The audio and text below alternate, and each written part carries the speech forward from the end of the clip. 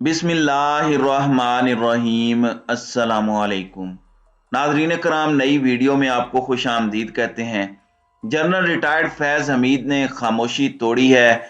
वज़ीर आज़म हाउस में audio recordings और इन ऑडियो रिकॉर्डिंग्स में आए ADC मेजर जनरल अरसलान के मुलविस होने और मेजर अरसलान की हिरासत की खबरें और ताने बाने जनरल फैज़ से मिलने की जो एक पूरी मुहिम है, उस पर जनरल फैज़ का मौक़िफ़ सामने आया है। ऑडियो रिकॉर्डिंग एडीसी ने की या नहीं की, एडीसी को ये ऑडियो रिकॉर्डिंग्स करने का किसने कहा और गिरफ्तार मेजर ने क्या बताया, उनके पास क्या इस वक्त इंफॉर्मेशन थी, और इस सब के ऊपर जनरल कमर जावेद बाजवा जो कि उस टाइम पर आर्मी चीफ थे जब ये सब कुछ हो रहा था, और मुबैना तौर पर जनरल फैज़, क्योंकि यहां पर एक और बहुत बड़ी चीज हुआ यह है कि अंसार अब्बासी जो कि सीनियर जर्नलिस्ट हैं, उन्हें एक साबिक चीफ जो कि एयर चीफ, नेवी चीफ या आर्मी चीफ में से किसी एक ओहदे पर हो सकते हैं, उन्होंने ये मैसेज फॉरवर्ड किया है कि जनरल फैज हमीद इन लीक्स के अंदर मुलविस पाए गए हैं।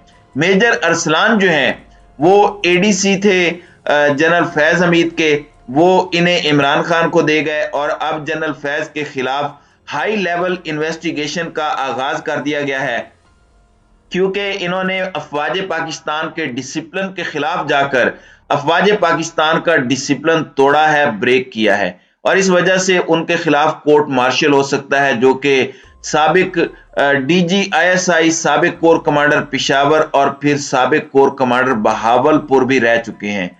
कबल अज वक्त अपनी रिटायरमेंट ये ले चुके हैं। जनरल आसिम मुनीर के ओहदा संभालने से पहले ही इन्होंने अपना इस्तीफा GHQ को भेजा था और 10 दिसंबर से वफाकी काबीना ने उस इस्तीफे की मंजूरी दी थी। जनरल फैज हमीद अब रिटायर हैं। अब उनका कोर्ट मार्शल इस वक्त बहुत से लोगों का ख्वाब है। मैंने इस हवाले से आपके सामने कल ही एक व्लॉग में बात की थी कि ये तो फिर कल को कहेंगे कि जनरल फैज हमीद की गिरफ्तारी तक बात जानी चाहिए, जनरल फैज हमीद को पकड़ लेना चाहिए, और गालिबन अब ये जो कोर्ट मार्शल और हाई लेवल इन्वेस्टिगेशन की बातें हैं, ये भी इसी सिलसिले की एक कड़ी हैं, और इस सब के अंदर निशाना इमरान खान भी है, क्योंकि खबर देने वालों में से किसी ने भी ये बात मेंशन नहीं की, ये बारीक नुक्ता छोड़ गए। मैं जनरल फैज पर भी आता हूं, लेकिन ये बात समझने वाली है। ये बारीक नुक्ता सब छोड़ गए हैं कि खान साहब के साथ फैज हमीद का गठ जोड़ साबित करने पर इन्होंने अपनी सारी तवानाइयां लगाई हैं। ओ भाई, ये बताओ कि अगर इस मेजर अरसलान ने ऑडियो रिकॉर्डिंग्स की हैं और पहले शहबाज शरीफ की ऑडियोज आई, फिर इमरान खान की आजम खान के साथ उसी वजीर आजम हाउस के अंदर, वजीर आजम ऑफिस के अंदर ऑडियो रिकॉर्डिंग्स आ रही हैं, तो फिर इसमें इमरान खान कैसे मुलविस है? इमरान खान इसमें कैसे मुलविस हो सकता है? इमरान खान को आप किस तरह से टारगेट कर सकते हैं कि उन्होंने जनरल फैज के कहने पर ये एडीसी तोहफे में वसूल किया, वो अपना बंदा देकर गए कि ये हमारा ख्याल रखेगा। इमरान खान की तो अपनी ऑडियोज भी लीक हो रही हैं। मतलब ये कि इमरान खान तो इसमें फिर मुलविस नहीं है। हाँ, अगर आप ये केस बिल्ड करते हैं कि जनरल फैज हमीद ने खान के साथ भी डबल गेम कर दी, तो ये केस किसी हद तक समझ आता है, क्योंकि सेम तर्ज पर इमरान खान की आजम खान के साथ और दीगर लोगों के साथ मीटिंग की ऑडियोज, और दूसरी जानिब शहबाज शरीफ के अपने प्रिंसिपल सेक्रेटरी तौकीर शाह के साथ ऑडियोज उसी तर्ज पर आई।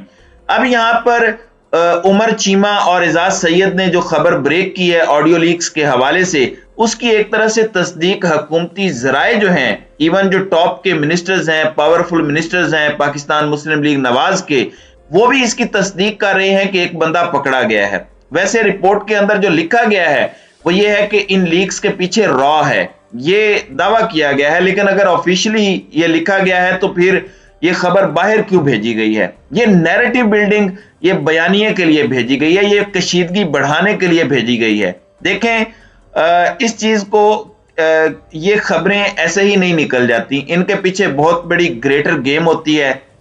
अब इस सारे मामले के अंदर अंसार अब्बासी ये दावा कर रहे हैं कि उन्हें सर्विस चीफ की तरफ से मैसेज आया कि ये जो बेचारा बच्चा है, ये मेजर तो सारा कुछ जनरल फैज हमीद के कहने पर कर रहा था, और इनकी टेस्टिमनी, इनके बयानात जो है, फिर जो फोन इन्होंने दे दिया, उसके ताने बाने बहावलपुर में अननोन नंबर से मिल रहे हैं। और बहावलपुर में आपको पता है कि कौन बैठा था उस वक्त। तो आप सीधी तरह से कहें कि जनरल फैज के ताने बाने मिल रहे हैं, और इस तरह इशारों में बात करके क्या आपको लगता है कि आवाम को समझ नहीं आएगी? चलें, ये एक अलग डिबेट है। फिर ये बात भी कहना कि जनरल अरसलान को जनरल नदीम अंजुम के कहने पर गिरफ्तार किया गया, फिर उस वक्त उनसे तहकीकात की गई और ये सब कुछ शहबाज शरीफ और हुकूमत को भी बताया गया। जनरल बाजवा ने उस वक्त जनरल फैज को प्रोटेक्ट कर लिया, लेकिन उन्होंने बाद में खुद भी बता दिया कि उनका जो राब्ता है, उनका जो कनेक्शन है, वो अपने बॉस के साथ था, और बतौर बॉस उन्होंने मुखातिब किया है जनरल फैज हमीद को कि मैं तो ऑर्डर्स मान रहा था, जो फौज में ऑर्डर्स होते हैं, उन्होंने मुझे ऑर्डर्स दे दिए। अब जनरल फैज हमीद का मौकफ आया है, उनका स्टांस इस वक्त सामने आया है, और उन्होंने इस सब को गलत और रबिश करार दिया है। उन्होंने ये भी कहा कि कौन सा एडीसी कैसा था मुझे ये नहीं पता, और मैं तो आईएसआई से हट गया था, और आईएसआई तो एडीसी लगाती भी नहीं है। अब आईएसआई के अंदर जो डीजी आईएसआई का एडीसी होता है वो फौज की तरफ से होता है, फौज ये इदारा चलाती है, जीएचक्यू ये सारा कुछ करता है। जनरल फैज हमीद ने तो कभी भी जीएचक्यू का कंट्रोल नहीं संभाला, और वो तो आईएसआई का कंट्रोल संभाले हुए थे। उसके बाद वो कोर कमांडर पेशावर रहे। तो उन्होंने कहा कि बताएं मैंने ये बंदा कैसे लगाया होगा, और फौज लगाती है। ये नहीं होता कि आप तलब करते हैं कि ये वाला अफसर चाहिए, मुझे ये वाला अच्छा नहीं लग रहा, ये वाला बंदा मुझे भेज दें। अगरचे टीम चेंज होती रहती है, और मिलिट्री सेक्रेटरी बहुत अहम होते हैं, एडीसी बहुत अहम होते हैं। तो जनरल फैज हमीद ने कहा है कि इसमें उनका कोई अमल दखल नहीं है, और मेजर अरसलान के अरेस्ट के हवाले से भी जनरल फैज ने कहा कि उनके पास इस तरह की कोई इत्तलाआत नहीं है। इन्वेस्टिगेशन तो दूर की बात है, इन्वेस्टिगेशन तो आप जनरल फैज से तब करते अगर जनरल फैज के सामने ये बात होती। अब जनरल बाजवा के सोर्सेज इस कहानी से अलग कोई और कहानी बयान कर रहे हैं, और वो कह रहे हैं कि इस कहानी से डिस्टेंस हो रहे हैं। तो ये चीज भी अब समझने वाली है। अब सवाल ये पैदा होता है कि इसके अंदर है क्या, क्योंकि कोर्ट मार्शल तो दूर की बात है। जनरल फैज ने कहा कि शायद ये नैरेटिव की जंग है, ये बयानियां बनाने की कोशिश हो रही है, या इसके पीछे असल मकसद क्या कार फरमा है, क्योंकि ये अभी तक किसी को समझ नहीं आ रही। और इसमें मैं समझता हूं कि जो आईएसपीआर है, क्योंकि ये फौज के इदारे पर इल्जामात लग रहे हैं, तो इस पर आईएसपीआर की जानिब से क्लैरिफिकेशन आना बहुत जरूरी है, ताकि इस नैरेटिव को किल किया जाए, और अगर कोई इसमें कसूरवार है तो बेशक कार्रवाई करें, वो भी खुलकर कौम के सामने आनी चाहिए। इसमें कोई ऐसी बात नहीं है। इससे पहले भी तो इन्होंने एक ब्रिगेडियर को गद्दारी पर उम्र कैद की सजा सुनाई, और एक को फांसी भी दी गई। तो कौम ने बड़ा अप्रिशिएट किया कि बड़ा डिसिप्लिन है इस इदारे में। तो अगर कोई गलत कर रहा है तो उसे सजा होती नजर आए, और अगर कोई गलत नहीं कर रहा और कोई बयानिए बनवा रहा है तो इस पर भी बात होनी चाहिए। कम से कम जुबानें तो बंद हों। ये इदारे की साख को मुतासिर करने के मुतरादिफ है।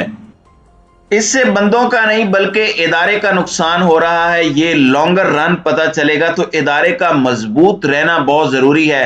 इमरान खान भी ये बात कर चुके हैं कि पाकिस्तान के लिए इमरान खान से ज्यादा जरूरी पाकिस्तान की फौज है। तो ये जनरल फैज का मौकफ है, उन्होंने इस सब की तरदीद कर दिया है, जो आपके सामने रखना बहुत जरूरी था। तो नाज़रीन कराम, आपकी इस वीडियो के हवाले से क्या राय है? आप अपनी राय का इजहार कमेंट सेक्शन में जरूर कीजिएगा।